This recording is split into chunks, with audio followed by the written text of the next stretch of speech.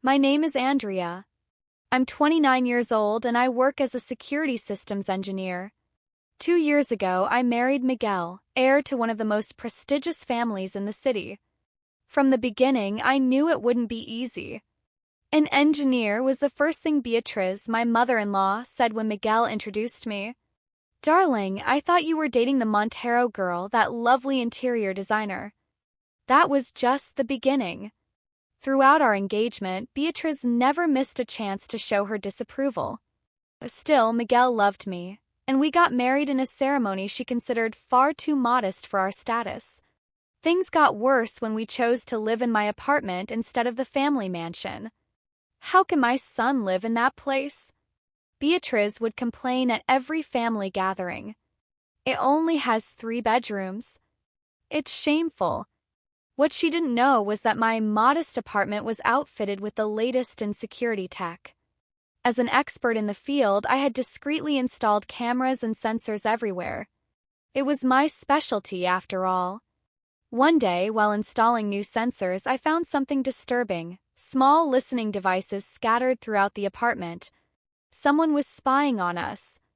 I didn't say anything at first, but I began investigating. I soon discovered that the devices had been planted by a private investigator.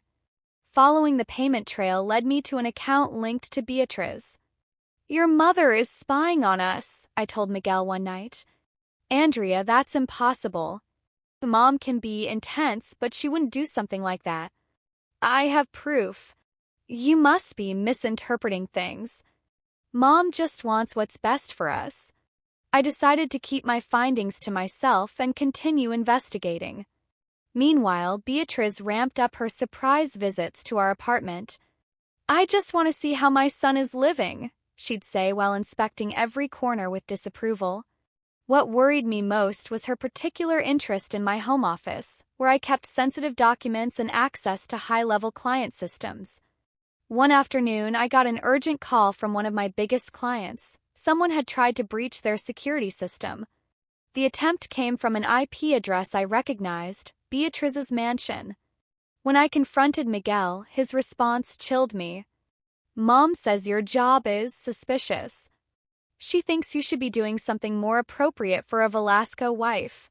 "And what do you think?" I don't know. Strange things have been happening at the family business lately. Lost documents, leaked information. Are you implying I had something to do with that?" No, but Mom says."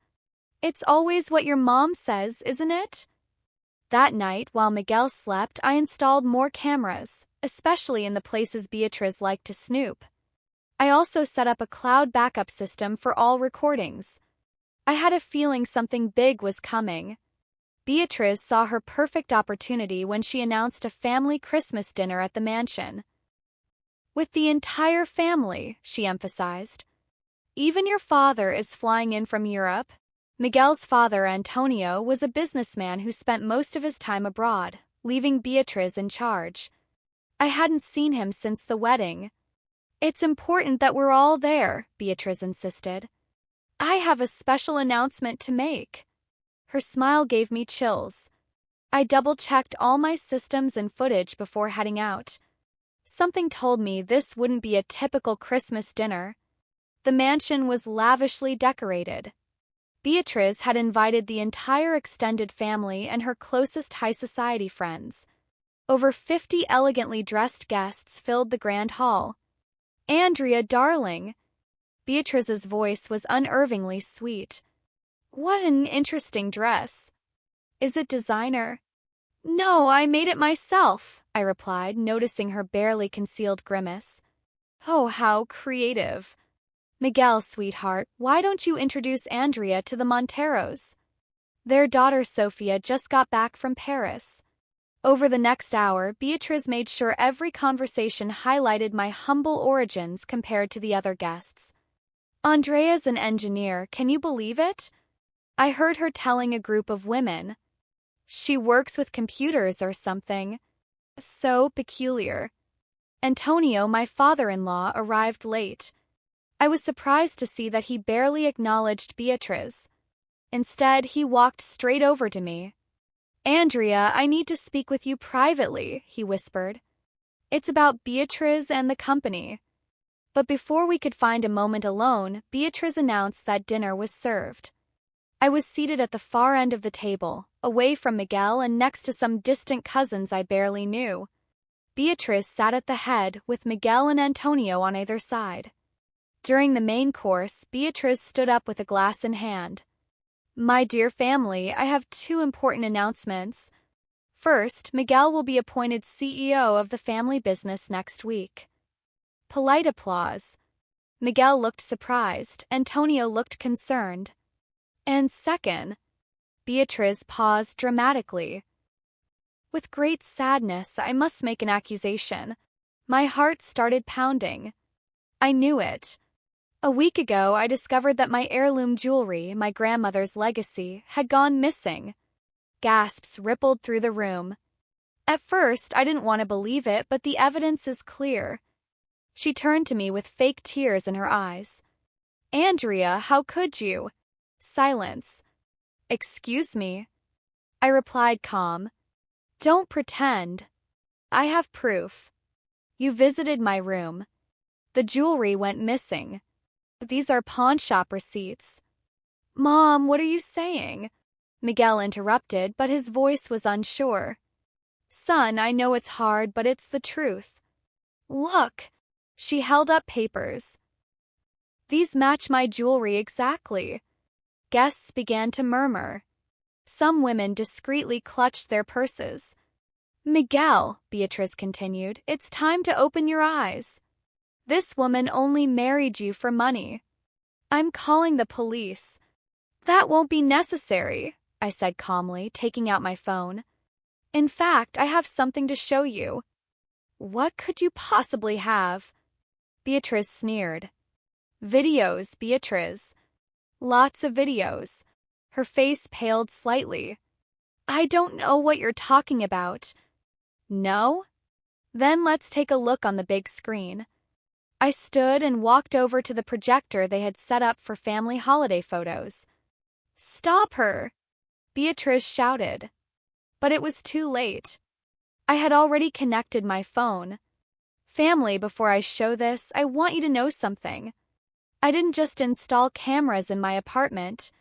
I also placed them in my clothing. Every time I came to this house, every conversation, every move, it's all recorded. Beatriz's face lost all color. You wouldn't dare. Why not? After all, I'm just an engineer who works with computers or something, right? The screen lit up, playing a sequence of videos. First clip. Beatriz in my home office trying to access my computer. This intruder must have something, she muttered. I need to find something to ruin her. Second clip. Beatriz on the phone. Yes, I need you to forge some pawn shop receipts. Yes, make it look like she sold the jewelry. No, the jewels are safe in my Swiss vault. The guests gasped in unison. Third video. Beatriz meeting with the private investigator. I need you to install microphones in her apartment. Find something, anything, to discredit her before she discovers the funds. What funds? Antonio interrupted, standing up. Beatriz tried to turn off the projector, but I stopped her. Oh, this is the best part, I said. Why don't you explain about the 20 million you've been embezzling from the family business? Lies, Beatriz screamed. It's not, Antonio's voice resonated in the dining room. That's why I came back. The auditors in Europe found discrepancies. They all led to accounts controlled by you, Beatriz. Miguel was pale. Mom, is this true? Of course not. This woman is manipulating the videos. Like you manipulated the pawn shop receipts? I responded, playing another video. This time, Beatriz was seen taking the jewelry out of her safe, placing it into her purse while talking on the phone. Yes, the jewelry is safe. No one will suspect. When I accuse her during the Christmas dinner, it will be her word against mine. Who will believe a nobody over the respectable Mrs. Velasco? The silence in the room was deafening. There's more, I continued. Documents proving the embezzlement, emails about the spying, and my personal favorite, the plan to name Miguel CEO just before the financial scandal broke, making him legally responsible. "You're going to blame me?" Miguel finally found his voice. "It was for your own good."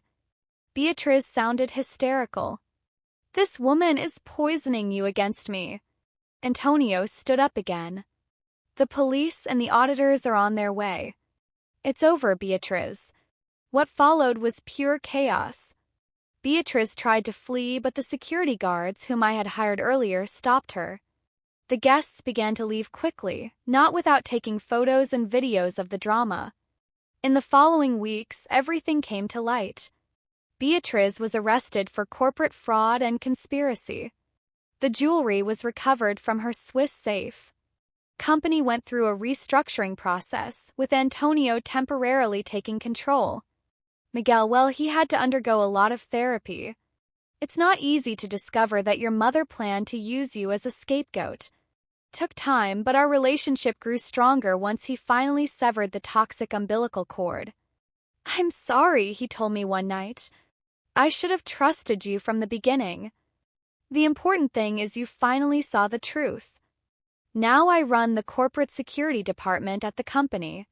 Turns out my experience with computers or something is quite valuable. Beatriz is serving a 15-year sentence.